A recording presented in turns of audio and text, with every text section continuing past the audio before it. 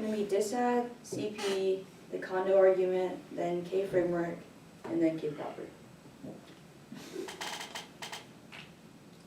First on the DISAD, extend our uniqueness evidence. That was a Dems will win. Now we agree that the plan will be a big loss to Trump and his base, which won't be able to propel him into the 2020 election. The app doesn't get the link turn here because it's just a status quo. Congressional oversight and checks don't uniquely solve climate change because we've never seen them use institutional power to implement warming legislation. Now onto the CP, extend the perm. We agree that the two are mutually exclusive and the CP isn't functionally competitive at all. Now onto the condo argument. First, extend our interpretation to neg as multiple conditional advocacies. First, we see that neg can advocate for multiple different positions because that's the best way to test for the affirmative. And secondly, neg flex because the app gets to the first and last speech of the round plus infinite prep time. One of the next test the app in multiple ways with no prior prep is important. Third, makes our education debate because it allows the next to run no risk argument, which means that they have the opportunity to research more positions and have the depth of discussion than educational discourse. And this is key for fairness because in order to have educational debates, first there needs to be a line drawn to what the app can and cannot limit from the negative. Also, we conceded the Rogan evidence, so you should be evaluating this anyway. We just have to win that the all tells better than the app in terms of mitigating war. Now go on to the overview for the K.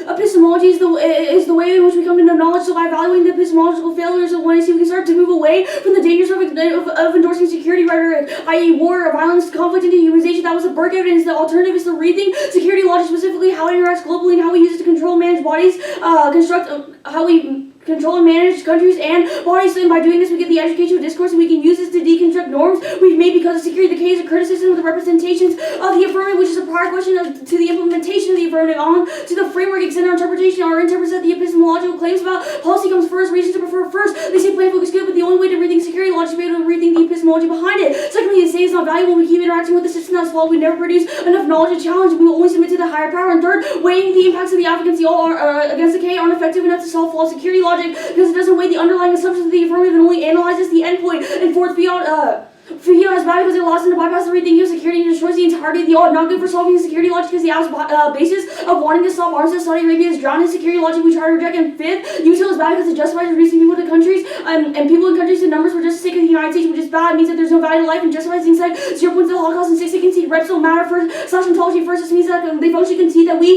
control the root cause of it, which means that no matter what argument they go for the K because the rethinking of security how security affects humanity and policy is the only way to solve and therefore solve for things like war and dehumanization. Ontology is studying how we come to know being. This is a prior question because if we don't rethink ontology, then we will continue to replicate dehumanization. This doesn't ever solve through the affirmative. It makes the all a try or die because it's the only chance of solving. Now onto the perm debate. The perm fails because there's no way you can re-implement the app that is based on the idea that pulling arms out of Saudi Arabia is how we control Saudi Arabia. Even if they say their goal is to stop war, they don't resolve security rhetoric as a whole. They just stop one instance of violence with the 1AC, justifies war with the rest of the world, even if not with the Middle East. Now onto the link debate. There are 3 links on this debate. Even when we can see one link, you still have 2 others to vote on. First is our evidence link. Their own evidence states that Congress' influence in foreign policy is based on the desire to have control over our security relationship with Saudi Arabia. And secondly, the epistemology link. The idea that wanting to pull out our Saudi Arabia is based on the desire to control and manage Saudi Arabia. This fact because it just recreates the security rhetoric that K criticizes. And third, the technology link. Our use of technology to reduce people to a number, and this is bad because it justifies people being used and thrown around as objects. And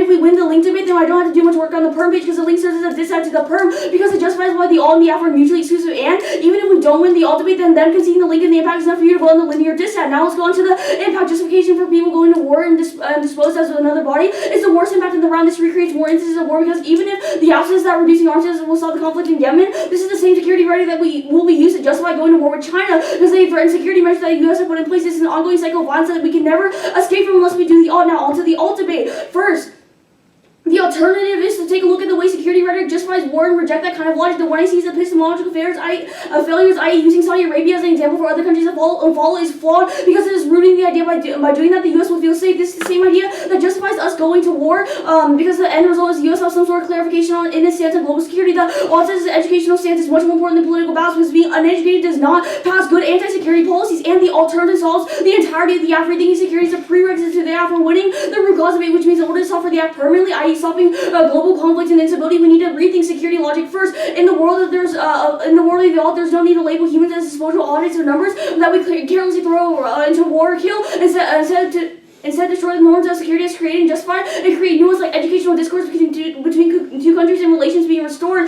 The app being morally bankrupt is enough for you to vote against it. It's independent of the alt. What does that last argument mean? It's independent of the alt. Oh, just like even